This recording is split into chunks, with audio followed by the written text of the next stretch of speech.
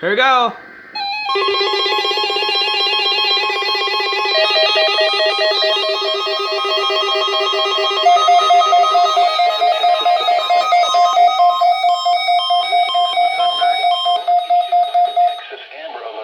The Waco Police Department is searching for Frankie Gonzalez, white male, 2 years old, 2 feet 06 inches tall, with an unknown weight, black hair, brown eyes.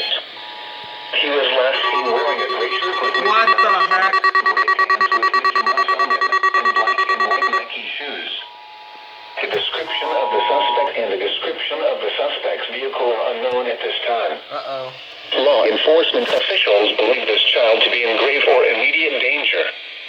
If you have any information regarding this abduction, call the Waco Police Department at 254-750-7685. News media point of contact is Waco Police Department at 254-339-4351.